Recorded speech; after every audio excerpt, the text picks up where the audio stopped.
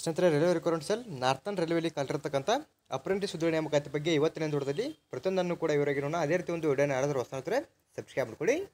ಈ ಒಂದು RRC NR ನಲ್ಲಿ ಕಲಿತಿರ್ತಕ್ಕಂಥ ಅಪ್ರೆಂಟಿಸ್ ಹುದ್ದೆಗೆ ಸಂಬಂಧಪಟ್ಟಂತೆ ಅರ್ಜಿನ ಸಲ್ಲಿಸೋದಕ್ಕೆ ಯಾವ ರೀತಿ ಕ್ವಾಲಿಫಿಕೇಶನ್ ಆಗಿರಬೇಕು, ಎಷ್ಟೆಷ್ಟು ಹುದ್ದೆ ಕಲಿಯುವಂಥ ಪ್ರತಿಯೊಂದರ ಬಗ್ಗೆಯೂ ಕೂಡ ಇವರಿಗೆ ನೋಡೋಣ. ಇಂದನ್ನು ಸ್ಕಿಪ್ ಮಾಡಿದೆ ಕೊನೆ ತನಕ ನೋಡಿ.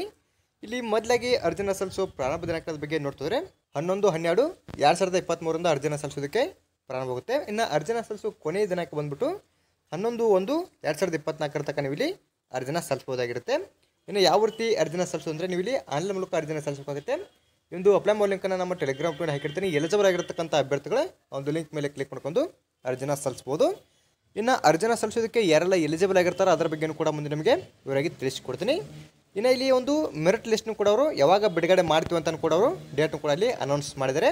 ಅಂದರೆ ಈ ಒಂದು ಡೇಟಿಗೆ ಅನೌನ್ಸ್ ಮಾಡ್ತೀವಿ ಅಂತ ಇಲ್ಲಿ ಒಂದು ಡೇಟ್ನು ಕೂಡ ಇಲ್ಲಿ ಕೊಟ್ಟಿರ್ತಕ್ಕಂಥದ್ದು. ಅಂದರೆ ಆಯ್ಕೆ ವಿಧಾನದ ಬಗ್ಗೆಯೂ ಕೂಡ ಮುಂದೆ ನಿಮಗೆ ಇವರಿಗೆ ತಿಳಿಸ್ಕೊಡ್ತೀನಿ, ಯಾವ ಒಂದು ಬೇಸ್ ಮೇಲೆ ಅವರು ಆಯ್ಕೆಯನ್ನು ಮಾಡ್ಕೋತಾರಂತ. ಈ ಒಂದು ಮೆರಿಟನ್ನು ಬಿಡ್ತಕ್ಕಂಥ ಡೇಟ್ ಬಂದ್ಬಿಟ್ಟು 12/2/2024 ಒಂದು ಮೆರಿಟನ್ನು ಬಿಡ್ತೀವಿ ಅಂತ ಕೂಡ ಅವರು ಡೇಟ್ನಲ್ಲಿ ಅನೌನ್ಸ್ ಮಾಡಿರ್ತಕ್ಕಂಥದ್ದು. ಒಂದು ಆಯ್ಕೆ ವಿಧಾನ ಯಾವ ರೀತಿ ಇರ್ತಂತ ಅದರ ಬಗ್ಗೆಯೂ ಕೂಡ ಮುಂದೆ ನಿಮಗೆ ಇವರಿಗೆ ತಿಳಿಸಿಕೊಡ್ತೀನಿ. ಇನ್ನು ಇದಾದಮೇಲೆ ಇಲ್ಲಿ ಅರ್ಜಿನ ಸಲ್ಲಿಸೋದಕ್ಕೆ ಯಾವ ರೀತಿ ಕ್ವಾಲಿಫಿಕೇಷನ್ ಆಗಿರ್ಬೇಕಂತ ನೋಡ್ತಗೋಣ. ಮೊದಲಾಗಿ ನೀವು ಇಲ್ಲಿ 10ನೇ ತರಗತಿಯನ್ನು ಪಾಸ್ ಆಗಿರಬೇಕು. ಅದು ಕೂಡ ಮುಖ್ಯವಾಗಿ 10ನೇ ತರಗತಿಯಲ್ಲಿ ಕನಿಷ್ಠವಾಗಿ ನೀವು ಇಲ್ಲಿ 50% ತೊಗೊಂಡು ಪಾಸ್ ಆಗಿರಬೇಕಾಗುತ್ತೆ. ಇದು ಮೊದಲದಾಗಿ. ಇನ್ನು ನಂತರ ಎರಡದಾಗಿ ಐಟಿಯನ್ನು ಕೂಡ ನಿಮ್ದು ಆಗಿರಬೇಕಾಗುತ್ತೆ. ಐಟಿಯಲ್ಲಿ ಒಂದು ಟ್ರೇಡ್ಗಳನ್ನು ಕಂಪ್ಲೀಟ್ ಮಾಡಿರ್ತಕ್ಕಂಥ ಅಭ್ಯರ್ಥಿಗಳು ಅರ್ಜಿನ ಸಲ್ಲಿಸ್ಬೋದು ಅಂತ ನಾನು ಅದರ ಬಗ್ಗೆ ನಿಮಗೆ ಮುಂದೆ ಅವರಿಗೆ ತಿಳಿಸ್ಕೊಡ್ತೀನಿ. ನಾನು ಹೇಳತಕ್ಕಂಥ ಒಂದು ಟ್ರೇಡ್ಗಳನ್ನ ನೀವು NCVT ಅಥವಾ SCVT ಥ್ರೂ ಕಂಪ್ಲೀಟ್ ಮಾಡಿದ್ರೆ ಸಾಕು. ಐಟಿಯಲ್ಲಿ ಈಜಾಗಿ ಇಲ್ಲಿ ಕಾಲಿರ್ತಕ್ಕಂಥ ಹುದ್ದೆಗೆ ಸಂಬಂಧಪಟ್ಟಂತೆ ನೀವು ಇಲ್ಲಿ ಅರ್ಜಿನ ಸಲ್ಲಿಸ್ಬೋದು. ಒಟ್ಟಿನಲ್ಲಿ ಇಲ್ಲಿ ಕಾಲಿರ್ತಕ್ಕಂಥ ಹುದ್ದೆಗೆ ಸಂಬಂಧಪಟ್ಟಂತೆ ಯಾರೆಲ್ಲ ಅರ್ಜಿನ ಸಲ್ಲಿಸ್ಬೋದು ಅಂದರೆ ITI ಪಾಸ್ ಆದಂಥ ಅಭ್ಯರ್ಥಿಗಳ ಅರ್ಜಿನ ಸಲ್ಲಿಸ್ಬೋದು. ಮೊದಲಾಗಿ ನಿಮ್ಮದು 10ನೇ ತರಗತಿ ಕಂಪಲ್ಸರಿ ಆಗಿ ಆಗಿರಲೇಬೇಕು. ಅದಾದಮೇಲೆ ITIನೂ ಕೂಡ ಆಗಿರಬೇಕಾಗುತ್ತೆ. ಇನ್ನು ಒಂದು ಟ್ರೇಡ್ಗಳನ್ನ ಕಂಪ್ಲೀಟ್ ಮಾಡಿರ್ಬೇಕಂತ ಅದ್ರ ಬಗ್ಗೆಯೂ ಕೂಡ ಮುಂದೆ ನಿಮಗೆ ಇವರಿಗೆ ತಿಳಿಸಿಕೊಡ್ತೀನಿ. ಇನ್ನು ಇಲ್ಲಿ ವಯೋಮಿತಿ ಬಗ್ಗೆ ನೋಡ್ತಿದ್ರೆ ಕನಿಷ್ಠವಾಗಿ 15 ವರ್ಷ ಬೇಕಾಗುತ್ತೆ. ಇನ್ನು ಗರಿಷ್ಠ ವಯೋಮಿತಿ ಬಂದ್ಬಿಟ್ಟು 24 ವರ್ಷದ ಒಳಗಿರತಕ್ಕಂಥ ಅಭ್ಯರ್ಥಿಗಳ ಅರ್ಜಿನ ಸಲ್ಲಿಸ್ಬೋದು. ಇನ್ನು ಇದಲ್ಲದಲ್ಲಿ SC ಮತ್ತು STವರಿಗೆ ಸಂಬಂಧಪಟ್ಟಂತೆ 5 ವರ್ಷದ ತನಕ ವಯೋಮಿತಿ ಸಲ್ಲಿಕೆ ಸಿಗುತ್ತೆ. ಇನ್ನು OBC ಅಭ್ಯರ್ಥಿಗಳಿಗೆ ಇಲ್ಲಿ 3 ವರ್ಷದ ತನಕ ವಯೋಮಿತಿ ಸಲ್ಲಿಕೆ ಸಿಗತಕ್ಕಂಥದ್ದು. ಇನ್ನು ಇಲ್ಲಿ PWBD ಅಭ್ಯರ್ಥಿ ಸಂಬಂಧಪಟ್ಟಂತೆ ಕೂಡ ಇಲ್ಲಿ 10 ವರ್ಷದ ತನಕ ವಯೋಮಿತಿ ಸಲ್ಲಿಕೆ ಸಿಗತಕ್ಕಂಥದ್ದು. ನಂತರ ಇಲ್ಲಿ ಅರ್ಜಿ ಶುಲ್ಕದ ಬಗ್ಗೆ ನೋಡ್ತಿದ್ರೆ ಇಲ್ಲಿ ₹100 ಅರ್ಜಿ ಶುಲ್ಕ ಇರುತ್ತೆ. ಇಂದು ₹100 ಅರ್ಜಿ ಶುಲ್ಕ ಇಲ್ಲಿ ಯಾರಿಗೆಲ್ಲ ಇರಲ್ಲ ಅಂತ ನೋಡ್ತಿದ್ರೆ ಇಲ್ಲಿ ಕೆಳಗೆ ನೋಡ್ಬೋದು ನೀವು SC ST PWD ಮತ್ತು ಮಹಿಳಾ ಅಭ್ಯರ್ಥಿ ಸಂಬಂಧಪಟ್ಟಂತೆ ಇಲ್ಲಿ ಯಾವುದೇ ಇರ್ತದಂಥ ಒಂದು ಅರ್ಜಿ ಶುಲ್ಕ ಇರೋದಿಲ್ಲ. ಇಲ್ಲಿ ಕೆಳಗಡೆ ಕೊಟ್ಟಿರ್ತಕ್ಕಂಥ ಅಭ್ಯರ್ಥಿಗಳನ್ನ ಬಿಟ್ಟು ಮಿಕ್ಕಿದ ಎಲ್ಲ ಅಭ್ಯರ್ಥಿ ಸಂಬಂಧಪಟ್ಟಂತೆ ₹100 ಅರ್ಜಿ ಶುಲ್ಕ ಇರುತ್ತೆ. ಇಂದು ₹100 ಅರ್ಜಿ ಶುಲ್ಕವನ್ನು ನೀವು ಇಲ್ಲಿ ಆನ್ಲೈನ್ ಮೂಲಕ ಅರ್ಜಿನ ಸಲ್ಲಿಸುವಾಗಲೇ ಪೇ ಮಾಡಬೇಕಾಗುತ್ತೆ. ನಂತರ ಇಲ್ಲಿ ಒಂದು ಆಯ್ಕೆ ವಿಧಾನ ಯಾವ ರೀತಿ ಇರ್ತಂತ ನೋಡ್ತಕೊಂಡಾಗ ಇಲ್ಲಿ ನೋಡಿ ನೀವು ಈ ಒಂದು ಹುದ್ದೆ ಸಂಬಂಧಪಟ್ಟಂತೆ ಯಾವುದೇ ಇರ್ತದಂಥ ಒಂದು ರಿಟನ್ ಟೆಸ್ಟ್ ಮತ್ತು ವಿವಾ ಇರೋದಿಲ್ಲ ಅಂತ ಅವರು ಕೊಟ್ಟಿದ್ದಾರೆ. ಅಂದರೆ ಯಾವುದೇ ಇರ್ತದಂಥ ಒಂದು ಎಕ್ಸಾಮ್ ಇರಲ್ಲ, ಜೊತೆಗೆ ಇಂಟರ್ವ್ಯೂನು ಕೂಡ ಇರೋದಿಲ್ಲ ಅಂತ ಅವರು ಮೇಲ್ಗಡೆಯಲ್ಲಿ ಮೆನ್ಷನ್ ಕೂಡ ಮಾಡಿರ್ತಕ್ಕಂಥದ್ದು. ಇನ್ನು ಯಾವ ರೀತಿ ಆಯ್ಕೆಯನ್ನು ಮಾಡ್ಕೋತಾರೆ ಅಂದರೆ ಅವರು ಮೆರಿಟ್ನ ಆಧಾರದ ಮೇಲೆ ಆಯ್ಕೆಯನ್ನು ಮಾಡ್ಕೋತಾರೆ.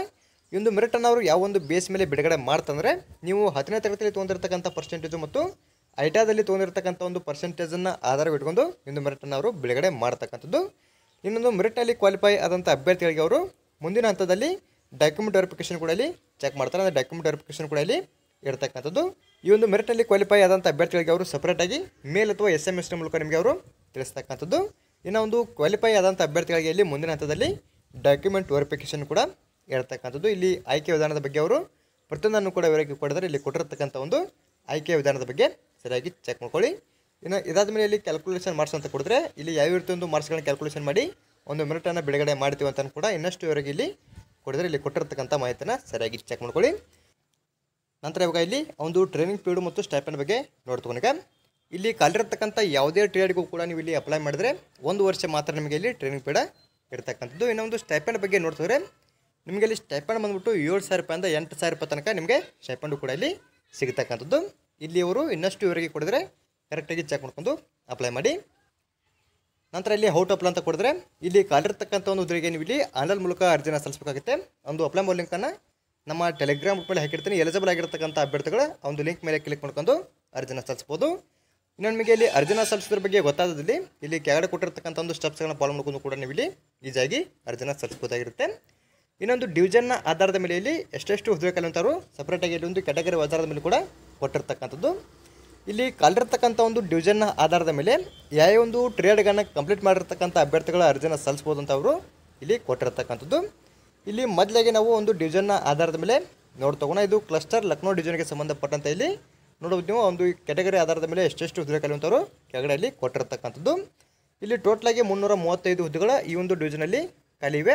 ಇನ್ನು ಯಾವೊಂದು ಟ್ರೇಡ್ಗಳನ್ನು ಕಂಪ್ಲೀಟ್ ಮಾಡಿರ್ತಕ್ಕಂಥ ಅಭ್ಯರ್ಥಿಗಳು ಈ ಒಂದು ಡಿವಿಷನಲ್ಲಿ ಅಪ್ಲೈ ಮಾಡ್ಬೋದು ಅಂದರೆ ಮೆಕ್ಯಾನಿಕಲ್ ಡೀಸೆಲು, ನಂತರ ಎಲೆಕ್ಟ್ರಿಷಿಯನು, ನಂತರ ಫಿಟ್ಟರ್ ಮತ್ತು ಕಾರ್ಪೆಂಟರ್ ಟ್ರೇಡ್ಗಳನ್ನು ಕಂಪ್ಲೀಟ್ ಮಾಡಿರ್ತಕ್ಕಂಥ ಅಭ್ಯರ್ಥಿಗಳು ಈ ಒಂದು ಡಿವಿಷನಲ್ಲಿ ಅಪ್ಲೈ ಮಾಡ್ಬೋದು. ಇನ್ನು ನಿಮ್ಮ ಕ್ಯಾಟಗರಿಗೆ ಸಂಬಂಧಪಟ್ಟಂತೆ ಇಲ್ಲಿ ಟೋಟಲಾಗಿ ಎಷ್ಟೆಷ್ಟು ಹುದ್ದೆ ಕಲಿಯುವಂಥ ಸರಿಯಾಗಿ ಚೆಕ್ ಮಾಡ್ಕೊಂಡು ನೀವು ಇಲ್ಲಿ ಅಪ್ಲೈ ಮಾಡಬೇಕಾಗುತ್ತೆ. ಇನ್ನು ಇದಾದಮೇಲೆ ಎರಡನೇದಾಗಿ ಇಲ್ಲಿ ಬ್ರಿಡ್ಜ್ ಆ್ಯಂಡ್ ವರ್ಕ್ಶಾಪ್ ಅಂತ ಕೊಡಿದ್ರೆ ಈ ಒಂದು ವರ್ಕ್ಶಾಪಲ್ಲಿ ಟೋಟಲಾಗಿ ಇಲ್ಲಿ 43 ಹುದ್ದೆಗಳು ಖಾಲಿ ಇರ್ತಕ್ಕಂಥದ್ದು. ಇನ್ನು ಇಲ್ಲಿ ಒಂದು ಟ್ರೇಡ್ಗಳನ್ನು ಕಂಪ್ಲೀಟ್ ಮಾಡಿರ್ತಕ್ಕಂಥ ಅಭ್ಯರ್ಥಿಗಳು ಅರ್ಜಿನ ಸಲ್ಲಿಸ್ಬೋದು ಅಂದರೆ fitter, MME, forgery and heat treater, welder, ನಂತರ ಇಲ್ಲಿ ಪೇಂಟರು, ಮೆಕ್ಯಾನಿಸ್ಟು, ಟರ್ನರು, ನಂತರ material handling equipment mechanic cum operator ಅಂತ ಕೊಡಿದ್ರೆ ಈ ಒಂದು ಟ್ರೇಡ್ಗಳನ್ನು ಕಂಪ್ಲೀಟ್ ಮಾಡಿರ್ತಕ್ಕಂಥ ಅಭ್ಯರ್ಥಿಗಳು ಈ ಒಂದು ವರ್ಕ್ಶಾಪ್ನಲ್ಲಿ ಅಥವಾ ಈ ಒಂದು ಡಿವಿಷನಲ್ಲಿ ಅಪ್ಲೈ ಮಾಡ್ಬೋದು. ಇನ್ನು ಇದಾದಮೇಲೆ ಇಲ್ಲಿ ನೋಡಿದ್ವಿ carpenter, fitter, painter, ಜನರಲು, trimmer, ಮೆಕ್ಯಾನಿಸ್ಟು, welder ಅಂತ ಕೊಡಿದ್ರಲ್ಲ ಈ ಒಂದು ಐಟಾದಲ್ಲಿ ಇಲ್ಲಿ ಕೊಟ್ಟಿರ್ತಕ್ಕಂಥ ಯಾವುದಾದ್ರೂ ಒಂದು ನೀವು ಇಲ್ಲಿ NCVT ಅಥವಾ SCVT ಹತ್ರ ಕಂಪ್ಲೀಟ್ ಮಾಡಿದ್ರೆ ಸಾಕು, ಇಲ್ಲಿ ಕಾಲಿರ್ತಕ್ಕಂಥ ಹುದ್ದೆಗೆ ಸಂಬಂಧಪಟ್ಟಂತೆ ನೀವು ಇಲ್ಲಿ ಅರ್ಜಿನ ಸಲ್ಲಿಸ್ಬೋದು. ಇನ್ನು ನಿಮ್ದು ಇಲ್ಲಿ ಐಟಾದಲ್ಲಿ ಯಾವೊಂದು ಟ್ರೇಡ್ ಕಂಪ್ಲೀಟ್ ಆಗಿರುತ್ತೆ, ಇನ್ನು ನೀವು ಯಾವೊಂದು ಡಿವಿಷನಲ್ಲಿ ಕಾಲಿರ್ತಕ್ಕಂಥ ಹುದ್ದೆಗೆ ಸಂಬಂಧಪಟ್ಟಂತೆ ಅರ್ಜಿನ ಸಲ್ಲಿಸ್ಬೇಕಂತ ಅಂದ್ಕೊಂಡಿರ್ತೀರಿ ಆ ಒಂದು ಡಿವಿಷನಲ್ಲಿ ನೀವು ಕಂಪ್ಲೀಟ್ ಮಾಡಿರ್ತಕ್ಕಂಥ ಟ್ರೇಡ್ ಇದೆ ಅಲ್ಲ ಅಂತ ಚೆಕ್ ಮಾಡ್ಕೊಂಡು ನೀವು ಇಲ್ಲಿ ಅಪ್ಲೈ ಮಾಡಬೇಕು. ಇನ್ನು ಒಂದು ವರ್ಕ್ಶಾಪಲ್ಲಿ ನೀವು ಕಂಪ್ಲೀಟ್ ಮಾಡಿರ್ತಕ್ಕಂಥ ಟ್ರೇಡ್ ಇದೆ ಅಂದರೆ ಅಲ್ಲಿ ನಿಮ್ಮ ಕ್ಯಾಟಗರಿಗೆ ಸಂಬಂಧಪಟ್ಟಂತೆ ಟೋಟಲಾಗಿ ಎಷ್ಟೆಷ್ಟು ಹುದ್ದೆ ಕಲಿಯುವಂಥ ಸರಿಯಾಗಿ ಚೆಕ್ ಮಾಡ್ಕೊಂಡು ನೀವು ಇಲ್ಲಿ ಅರ್ಜಿನ ಸಲ್ಲಿಸಬೇಕಾಗುತ್ತೆ. ಇಲ್ಲಿ ಪ್ರತಿಯೊಂದನ್ನು ಕೂಡ ಅವರು ಇವರಿಗೆ ಕೊಡಿದ್ರೆ ಕ್ಯಾಟಗರಿ ವೈಸು ಎಷ್ಟೆಷ್ಟು ಹುದ್ದೆ ಕಲಿಯುವಂಥ ಕರೆಕ್ಟಾಗಿ ಚೆಕ್ ಮಾಡ್ಕೊಂಡು ನೀವು ಇಲ್ಲಿ ಅಪ್ಲೈ ಮಾಡಬೇಕಾಗುತ್ತೆ. ಇನ್ನು ಇಲ್ಲಿ ಕಾಲಿರ್ತಕ್ಕಂಥ ಒಟ್ಟು ಅಪ್ರೆಂಟಿಸ್ ಹುದ್ದೆ ಸಂಖ್ಯೆ ಬಂದ್ಬಿಟ್ಟು 3039 ಹುದ್ದೆಗಳಲ್ಲಿ ಟೋಟಲಾಗಿ ಖಾಲಿ ಇರತಕ್ಕಂಥದ್ದು. ಇಲ್ಲಿ ಪ್ರತಿಯೊಂದನ್ನು ಕೂಡ ಅವರು ಮೆನ್ಷನ್ ಮಾಡಿದ್ರೆ ಒಂದು ವರ್ಕ್ಶಾಪ್ನ ಆಧಾರದ ಮೇಲೆ ನಿಮ್ದು ಯಾವೊಂದು ಟ್ರೇಡ್ ಆಗಿರುತ್ತೆ ಅಲ್ಲಿ ಕ್ಯಾಟಗರಿಗೆ ಸಂಬಂಧಪಟ್ಟಂತೆ ಟೋಟಲಾಗಿ ಎಷ್ಟೆಷ್ಟು ಹುದ್ದೆ ಕಲಿಯುವಂಥ ಸರಿಯಾಗಿ ಚೆಕ್ ಮಾಡ್ಕೊಂಡು ನೀವು ಇಲ್ಲಿ ಅಪ್ಲೈ ಮಾಡ್ಬೋದು. ಇನ್ನೊಂದು ನೋಟಿಫಿಕೇಶನ್ ಮತ್ತು ಒಂದು ಅಪ್ಲೈ ಮೂಲಕ ಎರಡನ್ನೂ ಕೂಡ ನಮ್ಮ ಟೆಲಿಗ್ರಾಮ್ ಮೇಲೆ ಹಾಕಿರ್ತೀನಿ. ಎಲಿಜಿಬಲ್ ಆಗಿರ್ತಕ್ಕಂಥ ಅಭ್ಯರ್ಥಿಗಳ ಒಂದು ಲಿಂಕ್ ಮೇಲೆ ಕ್ಲಿಕ್ ಮಾಡ್ಕೊಂಡು ಅರ್ಜಿನ ಸಲ್ಲಿಸ್ಬೋದು. ಇನ್ನು ಇಲ್ಲಿ ಅರ್ಜಿನ ಸಲ್ಲಿಸುವ ಪ್ರಾರಂಭ ದಿನಾಂಕ ಬಂದ್ಬಿಟ್ಟು 11/12/2023 ಅರ್ಜಿನ ಸಲ್ಲಿಸೋದಕ್ಕೆ ಪ್ರಾರಂಭವಾಗುತ್ತೆ. ಇನ್ನು ಅರ್ಜಿ ಸಲ್ಲಿಸುವ ಕೊನೆಯ ದಿನಾಂಕ ಬಂದ್ಬಿಟ್ಟು 11/1/2024 ತನಕ ನೀವು ಇಲ್ಲಿ ಈಜಾಗಿ ಆನ್ಲೈನ್ ಮೂಲಕನೇ ಅಪ್ಲೈ ಮಾಡಬಹುದಾಗಿರುತ್ತೆ. ಇನ್ನೊಂದು ಮಿನಿಟನ್ನು ಅವರು ಒಂದು ಆಫೀಸ್ ವೆಬ್ಸೈಟಲ್ಲಿ ಯಾವಾಗ ಅನೌನ್ಸ್ ಮಾಡ್ತಾರಪ್ಪ ಅಂತಂದರೆ 12/2/2024ಕ್ಕೆ ಒಂದು ಮೆರಿಟ್ನು ಕೂಡ ಅವರು ಅನೌನ್ಸ್ ಮಾಡ್ತಕ್ಕಂಥದ್ದು. ಯಾರೆಲ್ಲ ಅರ್ಜಿನ ಸಲ್ಲಿಸಿರ್ತೀರಿ ಆ ಒಂದು ಡೇಟ್ಗೆ ನಿಮ್ಮ ಮೆರಿಟ್ನು ಕೂಡ ಚೆಕ್ ಮಾಡ್ಕೋಬೋದು.